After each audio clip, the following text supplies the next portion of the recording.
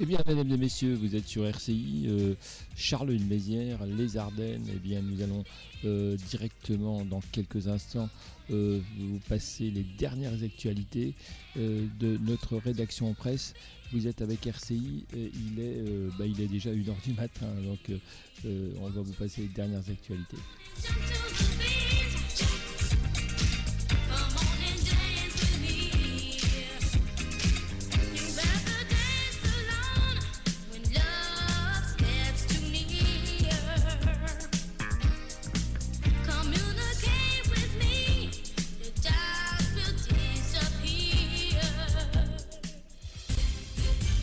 L'essentiel de l'actualité, François Poulet.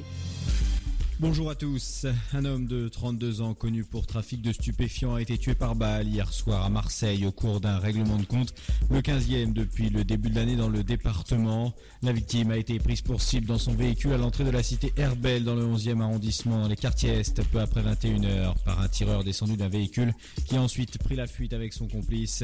Ces deux derniers ont d'abord bloqué la voiture de la victime.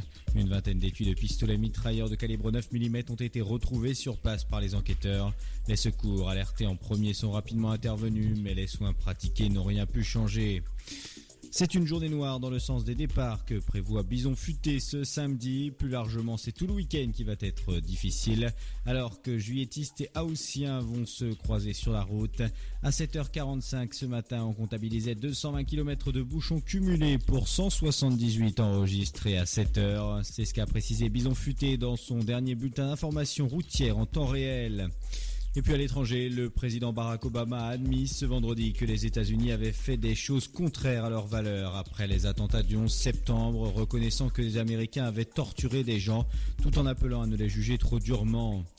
Une explosion survenue dans une usine de l'Est de la Chine a fait 65 morts et un nombre indéterminé de blessés. C'est ce qu'a annoncé ce samedi une chaîne de télévision publique. L'explosion à Kushan, ville de la province orientale de Jiangsu, a fait 65 morts et le nombre de blessés est donc toujours en cours d'estimation, selon la chaîne CCTV. On parle de sport et en football, en s'imposant hier face à Créteil 4-2 lors de la première journée de Ligue 2. Tours est devenu le premier leader de ce championnat. Dans le choc de cette première journée, Nancy et Dijon se sont neutralisés un but partout. À noter les victoires 2-0 d'Auxerre sur Le Havre et d'Ajaccio Gazélec sur Valenciennes. Suite de cette première journée ce samedi avec Sochaux-Orléans.